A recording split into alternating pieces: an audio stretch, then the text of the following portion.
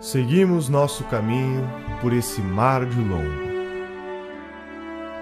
até que terça-feira das oitavas de Páscoa, que foram 21 dias de abril, topamos alguns sinais de terra. O capitão pôs o nome de a Terra de Vera Cruz. E dali avistamos homens que andavam pela praia, uns 7 ou 8. A feição deles era serem tanto avermelhados, de bons rostos e narizes bem feitos. Seus corpos são tão formosos que não pode ser mais. Eles não lavram nem criam. Nem há aqui boi ou vaca, cabra, ovelha ou galinha, ou qualquer outro animal que esteja acostumado a viver do homem. Enquanto ali andavam, dançaram e bailaram, sempre com os nossos, ao som de um tamboril nosso, como se fossem mais amigos nossos do que nós, seus. Até agora, não podemos saber se é ouro ou prata, ou outra coisa de metal ou ferro. Águas são muitas, infinitas, e desta maneira dou aqui a vossa alteza conto do que nessa vossa terra vi. Deste porto seguro, da vossa ilha de Vera Cruz, hoje, sexta-feira, 1º dia de maio de 1500, Pero Vaz de Caminha.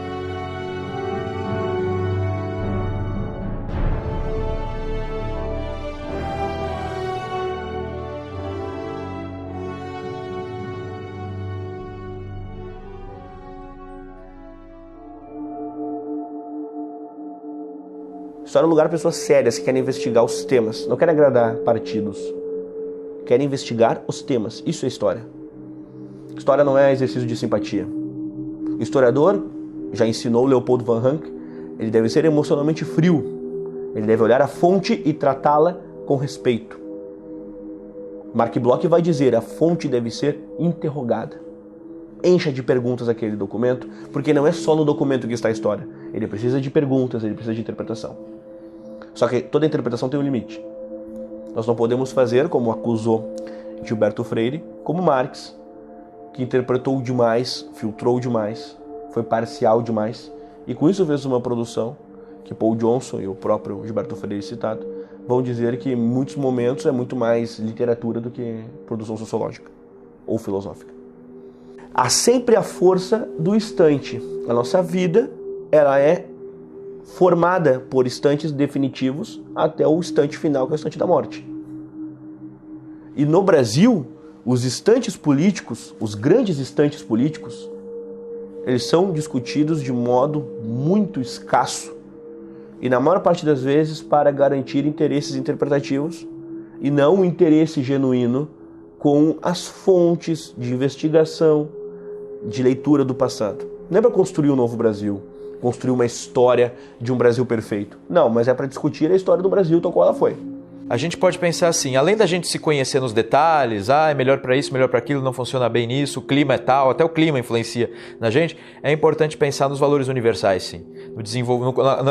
Na conversa com os homens de todos os tempos e de todos os lugares. Afinal, existem muito mais pessoas mortas do que vivas. Então, a gente aprender com a humanidade é ouvir os mortos. São estes momentos que formam a nacionalidade. O que é o senso da nacionalidade? É a memória dos grandes feitos realizados em comum, onde todo o povo sente que está participando. É isso que é, vamos dizer, a identidade nacional. Agora, o nacionalismo brasileiro é assim, sempre foi um nacionalismo, primeiro, geográfico e não histórico. Hegel já dizia, a América Latina não tem história, só tem geografia.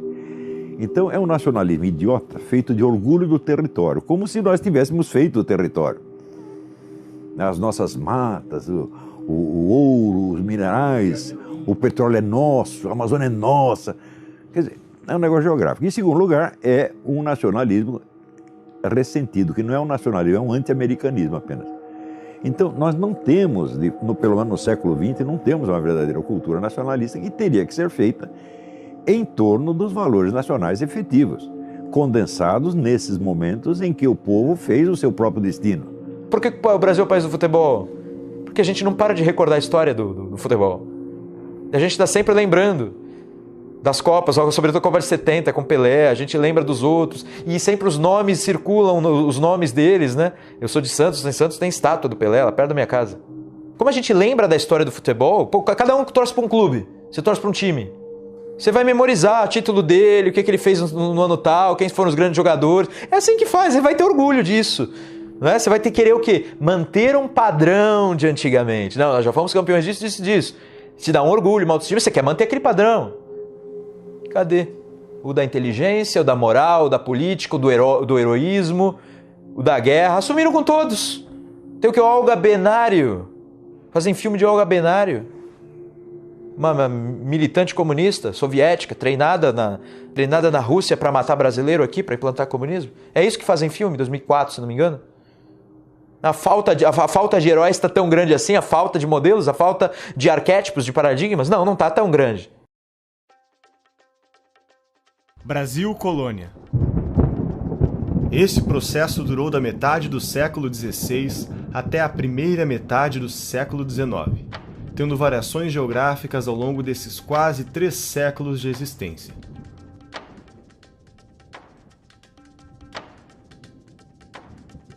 Durante esse período, nunca o Brasil teve o título ou designação oficial de colônia. Durante o processo de colonização, o Brasil teve apenas 2 designações oficiais: Estado do Brasil e Reino do Brasil. Por que o termo Brasil Colônia é utilizado até hoje com uma conotação de mera exploração? Se o Brasil foi uma colônia, por que ela era mais rica do que os Estados Unidos em seu período colonial? A quem devemos o legado de fundador do Brasil? Qual era o plano? O que deu errado? Entrando nessa ideia do Brasil colonial, abarcando o Brasil colonial, é fundamental, antes de discutirmos se o Brasil foi ou não uma colônia, analisarmos algumas coisas no seu sentido mais pluralizado. Exemplo: índios e não índio. Pegar, por exemplo, um Guarani, um Tupinambá e um Tupi é falar de índios diferentes. Ou seja, há um conjunto cosmológico singular em cada uma dessas culturas. Chega o elemento português aqui. O elemento português apresenta objetos de área comum. Uma fé, uma forma de organização de espaço urbano, apresenta conceitos que hoje nós já nascemos com eles prontos e que nós sabemos o valor que eles têm. Exemplo: vida privada, cotidiano. E eles vão apresentando esses elementos e vão dando uma cara de unidade. E essa cara de unidade, essa consolidação, é que vai possibilitar uma discussão se o Brasil foi ou não uma colônia, já que nós vamos encontrar um processo civilizatório ocorrendo no Brasil, e não apenas uma colônia per si em que a exploração ocorre. O pessoal às vezes fala sobre a extração do ouro e reclama do tempo em que você pagava 1/5 do ouro explorado para a coroa portuguesa. Quem dera se hoje eu pudesse pagar 1/5 de impostos. Não é verdade? Eu pago muito mais e não pago por uma coroa e não recebo em volta. Se o Brasil era uma colônia, por que éramos uma colônia mais rica, por exemplo, do que os Estados Unidos na sua fase colonial? Quais são os méritos do processo português no Brasil, já que nós tantas vezes não os discutimos e nós não vemos esse tipo de discussão? Quais são esses méritos? E por que a história do Brasil é explicada sempre a partir apenas dos ciclos econômicos? Então, se a ideia é falar de um Brasil português, ela pelo menos me soa sempre melhor. A história do Brasil é riquíssima, né? Nós normalmente perdemos de vista, infelizmente, a substância da forma como, vamos dizer assim, o elemento essencial de como a educação no Brasil ela foi, vamos dizer, praticada desde o período da fundação do Brasil. Quer dizer, o período colonial foi um período em que, claro, nós não tivemos uma pulverização da educação, os processos pedagógicos, eles ainda eram muito restritos, né, a certos nichos, a certos grupos, mas nesses grupos, nesses nichos, nós tínhamos ali verdadeira educação. E é difícil discutir esses temas. Por quê? Porque ainda há, no nosso tempo, uma imagem muito ruim construída sobre as mais variadas justificativas de nossa tradição. Dom João VI continua sendo associado a um gordo, corno, comedor de coxinhas. E até onde isso vai? O pessoal adora, dentro da historiografia, dizer que tal contexto foi bom ou ruim para o indígena, mas olhando sob o viés contemporâneo, sob as células oculares de nosso contemporâneo. Mas vamos nos remeter lá ao século XVI. Vocês já pararam para pensar que, para o indígena, aqueles espelhos representavam uma coisa excelente? E que o pau-brasil para eles era uma coisa banal? E de que, nesse sentido, eles escolheram aquilo. Eles também tinham uma autonomia humana. Brasil Imperial é um período da história brasileira entre 7 de setembro de 1822, a independência do Brasil, e 15 de novembro de 1889, a proclamação da República. Neste período, o Brasil foi governado por 2 monarcas, Dom Pedro I e Dom Pedro II. Como realmente foi a fundação do Brasil? Durante esse processo, muita coisa aconteceu. Uma versão da história é conhecida, a outra, nem tanto. A questão do José Bonifácio apareceu para mim, sobretudo, quando eu estava querendo saber a respeito da nossa fundação, quem era o nosso fundador. Aqui no Brasil, nós tínhamos aquela ideia de que um português da família real, montado num jumento, na verdade era uma mula, né? Numa mula, com caganeira, gritou independência ou morte. E quando as pessoas me contavam sobre suas independências nos outros países e perguntavam da minha, eu percebia, eu não posso falar a minha história, não, isso não faz sentido. Não... Quando, em 1808, a família real vem para o Brasil, nós começamos ali a ter certas bases fundantes.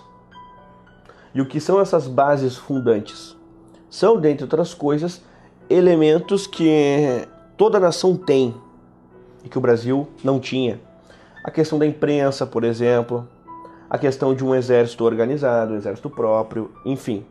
Dom João VI traz para o Brasil valores, ainda como príncipe regente de Portugal, que o Brasil não tinha. Então vira um país. Daí ele cria o Banco do Brasil, cria os portos, o ensino superior, etc. Toda a infraestrutura brasileira foi Dom João VI começou. Embora eu não concorde com a tese de que a família real era inculta, não concordo com nada disso. A biblioteca transportada por Dom João VI foi imensa. O amor dele por música, por pintura. O cara era culto, não é o imbecil que comia coxinha. Ocorre uma revolução em Portugal, a Revolução do Porto. E nesse contexto, eles queriam obrigar então o Dom João a voltar do Brasil para Portugal, porque estavam já enciumados, estavam achando que só o Brasil ia para frente, coisas assim. Volta Dom João VI e depois eles queriam que o próprio Pedro voltasse também. E aí que o José Bonifácio diz não, ele acha que se o Dom Pedro voltar, o Brasil, ele não tinha essa comunicação de hoje, nem em estradas, nem em internet, nem em correios. O Rio de Janeiro se transformou em centro das províncias quando veio Dom João VI. Antes disso, cada província era um universo diferente. Então, esse centro, o José Bonifácio diz, precisamos manter esse centro. Porque é importante, é um centro de intercomunicação, é um centro de administração. Precisamos desenvolver, inclusive, a partir desse centro, uma unidade. Então, José Bonifácio, em alguma medida, Dom João VI, na prática, ele deixa a estrutura do que seria o Brasil. José Bonifácio inventa com consciência, consciente do que fazia. O Brasil tem que ter este território unido. E se a gente tiver que dividir as províncias e cada uma delas obedecer só a Lisboa, nós não vamos conseguir essa unidade. O Brasil vai se quebrar. Porque se Portugal errar, o Brasil pode seguir o mesmo caminho revolucionário dos outros povos da América Espanhola, ou da França, dos Estados Unidos, e o Brasil se quebraria em diversas pequenas repúblicas. E ele dizia, isso vai ser péssimo, enquanto a gente pode manter um grande e vasto império, que era a ideia dele, certo? Então José Bonifácio escreve uma carta muito mal criada para Dom Pedro, antes do dia do fico. Então vai ter o dia do fico e o José Bonifácio escreve para ele que se você tem honra de homem, né, e de príncipe, você vai ficar. Porque senão você vai ser responsável pelo rio de sangue que vai correr aqui. Essa foi a carta que José Bonifácio mandou. O José Bonifácio, dias depois, é chamado para integrar o ministério. Então Dom Pedro I deu muito valor. Não era Dom Pedro I ainda, né? É príncipe regente. Mas Dom Pedro deu muito valor a José Bonifácio. José Bonifácio integra o ministério. A partir daí ele manda Dom Pedro viajar pelas províncias. A ideia era viaje de província por província, porque o brasileiro tem esse valor ao símbolo do imperador, do rei. É que o José Bonifácio que cria o termo império, ele muda isso. O Portugal estava acostumado a falar em rei e reino. Então ele fala, para a gente fundar esse império, eu preciso da unidade. Para fixar a unidade eu preciso de um centro de força e união. O centro é o Rio de Janeiro e a pessoa que simboliza esse centro é Pedro. Pedro, viaje para as províncias e conquiste o povo. Pedro era carismático. Coloca o Dom Pedro como, digamos, o símbolo de união. Foi José Bonifácio. E como é que eu tenho certeza disso? Porque ele fundou uma sociedade paramaçônica para enfrentar a maçonaria. Ele sabia muito de sociedade secreta. Ele fundou uma sociedade secreta chamada a Nobre Ordem dos Cavaleiros da Santa Cruz. Santa Cruz, um dos nomes antigos do Brasil. Na sociedade secreta dele tinha uma das lojas, né, que ele não chamava de loja, chamava de palestra, chamava-se Independência ou Morte, muito antes do grito. Ele inventou o termo. Ele coloca Dom Pedro de Arconte-Rei, que era o cargo mais alto, que é quase o imperador. E ele, logo em seguida, que quando o Brasil, primeiro império, Dom Pedro I, qual é o primeiro-ministro? José Bonifácio. Toda a estrutura ele criou na sociedade secreta dele. Enquanto estavam discutindo se ia ser república, se ia manter o príncipe dele, já tinha montado tudo. E aí, por isso que ele é o fundador do Brasil, tá entendendo? O que é o projeto antigo que herda desde Dom Henrique, que era o príncipe das grandes navegações, dos Joões anteriores a Dom João VI, tudo. O que ele faz? Não, Portugal, o grande império, o ideal de grande império, o ideal de civilização cristã, certo? O ideal de ser maior que os gregos, que é o ideal de Camões. Ele diz Portugal superou os gregos. Aquilo que cantavam os gregos fica pequeno se a gente fala das grandes navegações de Portugal. Esse é o ideal. José Bonifácio traz para o Brasil. Então vamos defender, Cavaleiros da Santa Cruz. Vamos defender essa coisa gigante. E o último discurso dele em Portugal foi que terras para o grande e vasto império, para a gente fazer uma nova civilização. Onde a gente tenha o assento com 2 S, claro, a gente tenha o assento para as ciências, as letras e as artes. A gente até fica emocionado de pensar no que o Brasil se transformou, tendo uma fundação, um fundador desse e um ideal de fundação desse. O Brasil era isso tudo.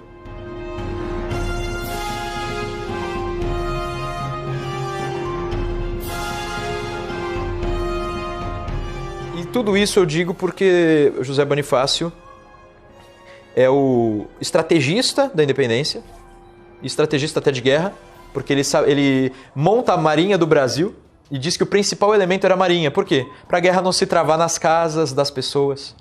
Vamos travar a guerra no mar. Quando eles estiverem vindo, a gente já os derruba. A Marinha do Brasil é grata a ele até hoje.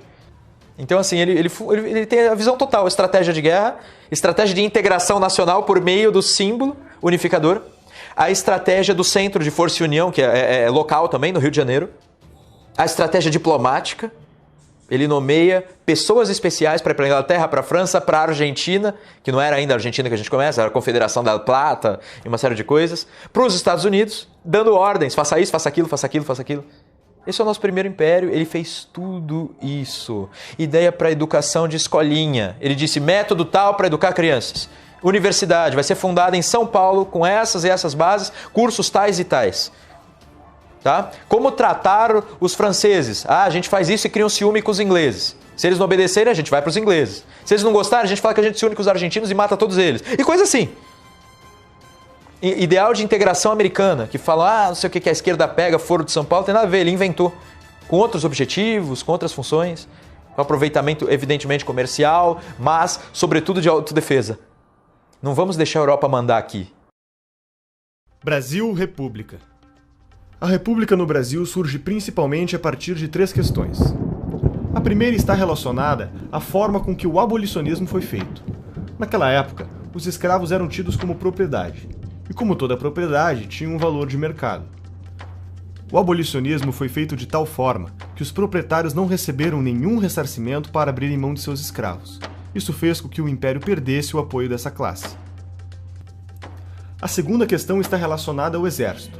O exército lutou na Guerra do Paraguai por um tempo excessivo. Existia um desprestígio em relação à marinha, pois o império privilegiava e premiava a marinha enquanto o exército estava morrendo na Guerra do Paraguai. Isso fez com que Dom Pedro perdesse o apoio do exército também.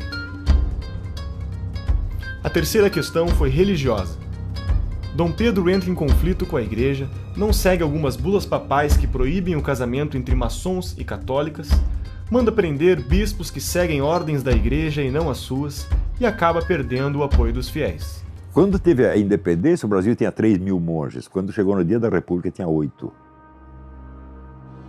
O governo imperial não deixava os superiores das ordens religiosas fiscalizar o que estava acontecendo dentro, não deixava fundar novas escolas religiosas. Isso, a igreja estava acabando.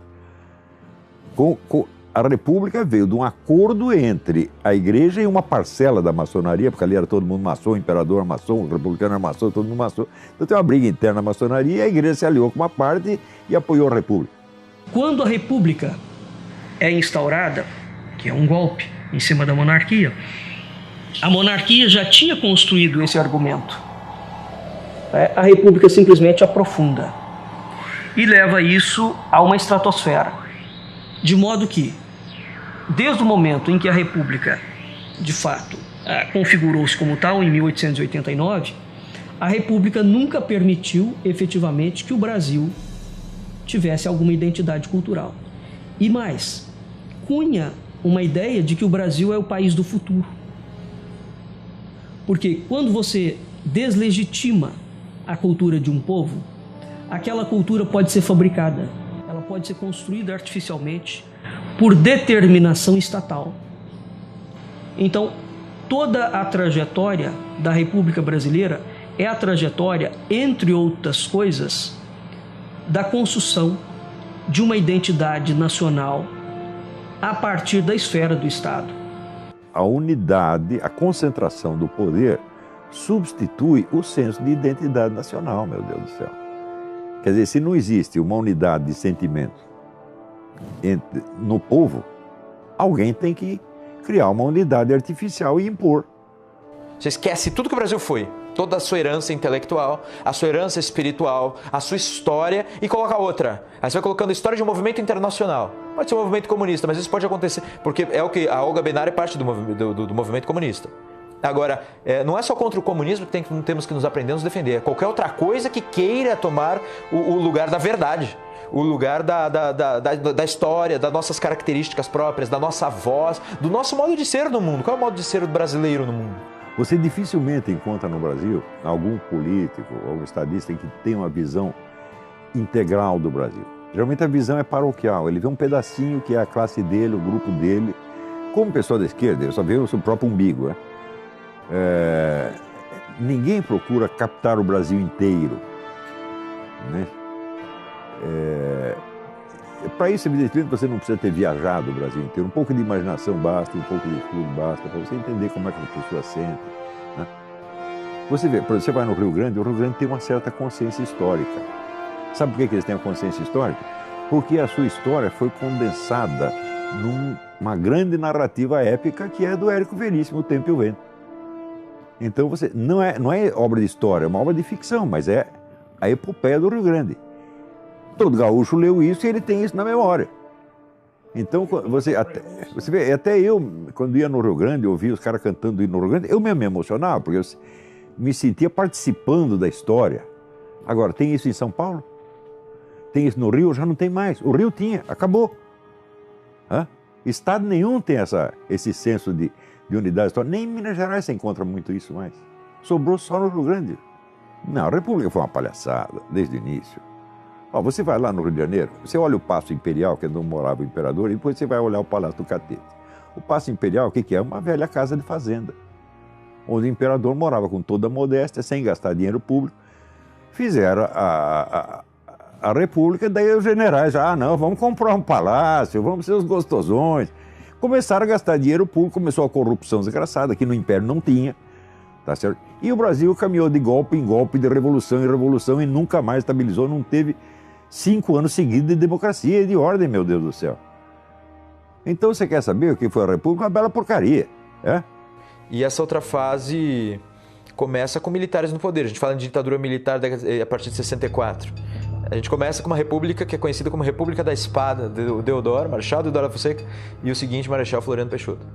A gente tem uma República da Espada porque é a República do Exército, é uma ditadura positivista.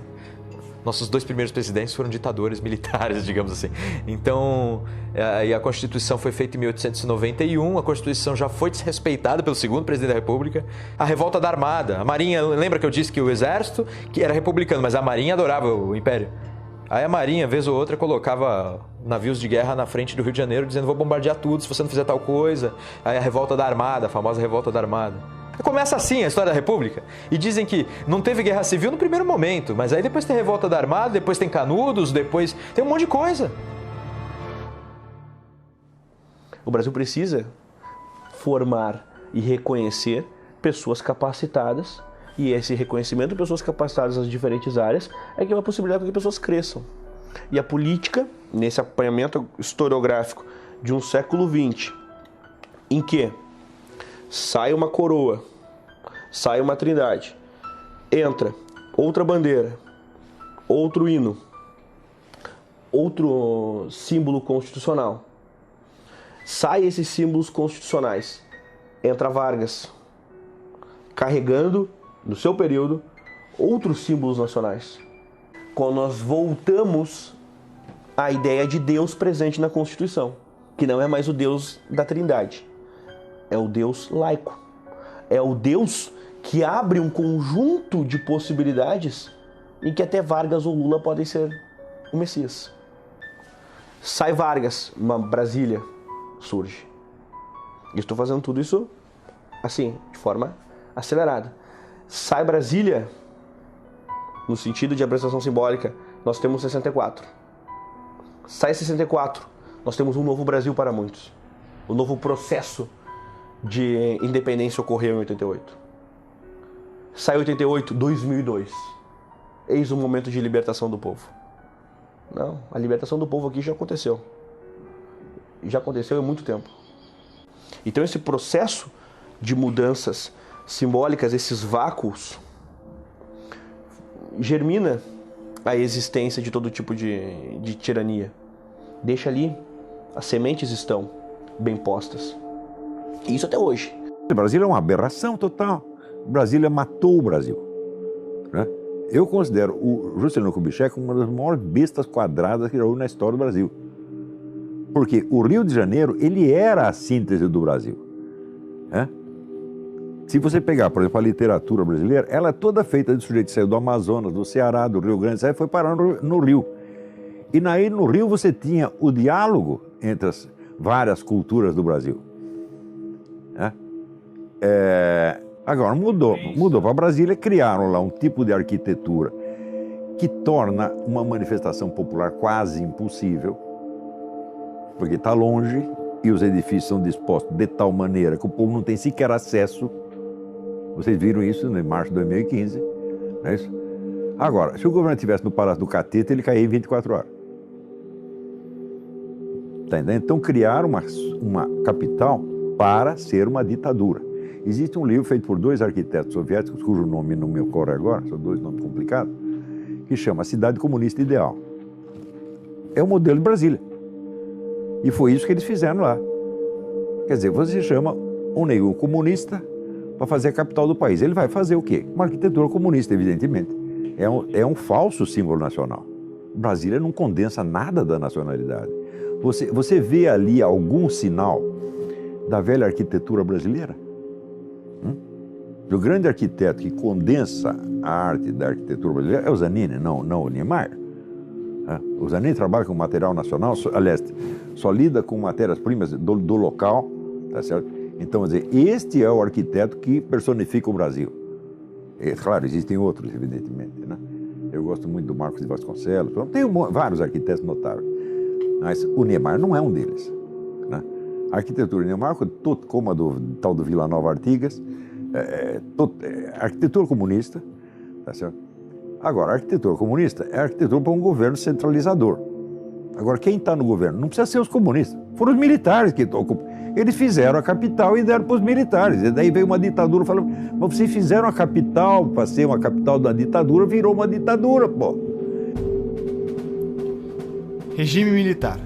Esse período durou de 1964 a 1985, época marcada pelos atos institucionais e pelos 5 governos militares. Governo Castelo Branco, Governo Costa e Silva, Governo Emílio Médici, Governo Geisel e Governo Figueiredo. A saída do João Goulart foi precedido também de várias ações. As mulheres nas ruas, em marcha, a Igreja Católica, os padres pregando abertamente que Deus orasse pelo Brasil, Deus abrisse seus olhos para o Brasil e tirasse o governo ali. Toda a mídia, exceto o jornal Última Hora, a OAB, a coerção dos empresários também. Por que os empresários? Eles não queriam suas empresas estatizadas. Os produtores rurais. Por que os produtores rurais? Porque eles não queriam ter as suas propriedades confiscadas. Então está todo mundo interessado. Os padres, né, a Igreja Católica, porque nos comunismos não tem religião. Muito pelo contrário, os religiosos são perseguidos. Como Fidel Castro perseguiu os religiosos da raiz, da matriz africana. Ninguém mais aguentava o governo João Goulart, que realmente estava desmantelando o país. Então, fizeram o que foi até então a maior manifestação popular da história e derrubaram o governo com a promessa de fazer novas eleições em 6 meses. Depois de 6 meses, decidiram que era melhor ficar por lá mesmo. E ficaram 20 anos, meu Deus do céu. O que se espera que aconteça? Que eles saiam de lá com grande popularidade? Até que saíram, tiveram popularidade, até o governo Médici, o presidente Médici, do qual se fala tão mal, ele, na última semana de governo, ele tinha 82% de popularidade. Depois, com o Geisel e Figueiredo, a coisa foi caindo. Quando eles saíram, não tinha popularidade nenhuma. Está todo mundo por aqui com eles. E olha, tem um ditado que diz que o hóspede não deve ficar na casa mais de 3 dias, porque no 4º dia já começa a encher a paciência. Os militares cometeram esse grande erro, disseram, nós vamos ali resolver o problema e vamos para casa. Ficaram lá 20 anos, meu Deus do céu. Aquilo poderia ter marcado a nossa história para sempre. Bastava que eles cumprissem o que prometeram ao povo. O Brasil tem um risco. O que é o risco Brasil? Nós temos uma Constituição extremamente interventora, extremamente forte, em que o Estado manda sempre, manda em tudo. Se elegermos um socialista ou um comunista em cima dessa Constituição, você tem facilmente um Estado totalitário. Porque juridicamente ele já tem o poder para criar o Estado totalitário. Ele não tem bloqueio nenhum, ele não tem limite nenhum. Ele tem um Estado quase que ilimitado, que ele pode brincar com isso.